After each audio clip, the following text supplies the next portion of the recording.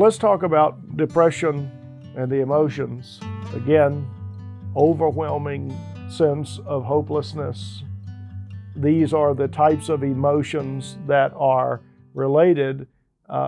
We had previously talked on our talk on anxiety about getting an emotional inventory, being able to do that. I think in regard to depression and emotions, the issue of suicide, this is a great time to address it. I'll give my 2 cents here and then you can speak. If a person is depressed, they're often underassertive because life has crushed them down. I think it was, at least to my surprise, how little indication sometimes people can give before they're actually ready to do something extreme, such as self-harm. And this is a sensitivity as we learn to listen potentially to ourselves, if that's going on, what is actually, but as we listen to other people, because obviously, oftentimes, if a person's got to the place of suicidality, they need external help. So it is this simple, and I want you to speak to this, it is as simple as if a person tells me a specific plan of how they're going to self-harm, like I'm going to take a gun and shoot myself, or I'm going to hang myself, or I'm going to go jump off of a bridge, or I'm going to run my car off the road. Every piece, if they tell me something specific like that, they're going to be committed against their will. They're going to the emergency room. Most people don't know where to take them. You go to the emergency room, get a psychological evaluation. Usually they'll be held. And if they're not held, we've done what we could do, at that particular point. But the key is action. And at least for me, I'll say this, and then I want you to speak. When they're in my office, I'll say, you've crossed a line. We cannot, the line is crossed. The discussion's over. Either I'm going to call a family member, we're going to drive together, or you're going to leave my office or leave this space, and I'm going to call the police or someone, and they're going to come to your house. You have to make the decision now because there are no other options as far as I'm concerned. So talk about suicidality and, some words you want to say. It's important for each one of us to know the local resources in our community. Where are the hospitals? How do you get to the hospital? How do you get to the ER? What is when you're counseling somebody, or even if you have a friend who seems sad often, find out who their doctor is. Get the name and phone number of that doctor. Don't be embarrassed to make that call. I was an Army psychologist for several years, and in the Army we have an acronym called ACE, which is that you ask somebody, are you thinking about harming yourself? You're talking about giving up, and you're talking about being worthless and hopeless and being a failure. Ask directly, are you thinking of harming yourself? Care, C, is care enough to listen. E in ACE is escort. I'm going to get you in a car and we're going to go together. And it's great if there's a third party, because quite frankly, I've known of cases where you escort someone to the hospital and they jump out of the traffic light. So I've had sometimes where I've had 2 people sit on either side of them in the back seat.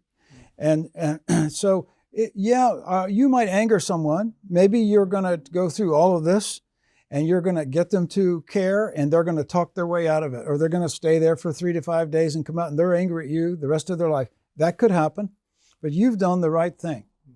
And if you don't do the right thing and something bad happens, you're going to have a tough time adjusting to that yourself. So ask, care, escort. Know the local resources. Asking somebody if you're thinking about killing themselves does not cause someone to kill themselves. It might prevent it. And as you indicated, ask them, do you have a plan? Do you have a gun? Do you have a knife? Do you have pills? And then do something about that. If it requires the police intervention, then it just does. If you can get it done through the family doctor and the family, that's great, but that's not always available. So be bold, overreact rather than underreact when you think somebody has the potential to harm themselves. It's almost hard to believe that generally speaking in our nation, suicide went down 2.1% from 2018 to 2019. We don't know about 2020 yet. You might, because you would think that suicide rates probably escalated, but it's probably decreased slightly because there's more awareness that people take their own lives and that you can intervene and should intervene. There's even things on TV about that, about being connected with people in that way. And churches are more likely to talk about it. I've heard you talk about it from the pulpit openly. And more churches are ready, willing, and able to have those conversations. In Proverbs, it says that the kisses of an enemy are destructive. In other words, if you just tell people what they want to hear, you're just trying to make them feel good about you, that's destructive. But the wounds of a friend are precious. So yes, you might escort someone to care. You might say something to their family member about suicidal ideation and suicidal potential, and that person may feel wounded by that.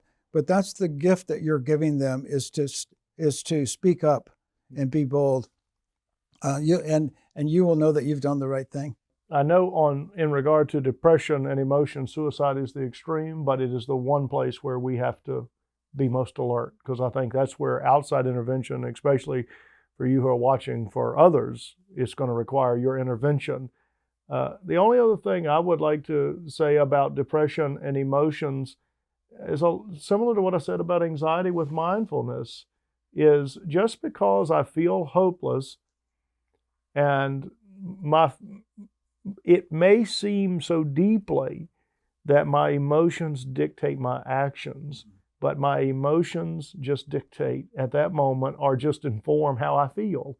I still have ability to feel sad and do something. And maybe I realize I don't have the ability to feel sad and do something alone, but maybe I know when I feel sad, I can still be in community, and I know if you are struggling with depression, whatever, mornings or evenings are rough, whenever, right, that I know I have a friend who's going to call me, and that emotion does not dictate my action.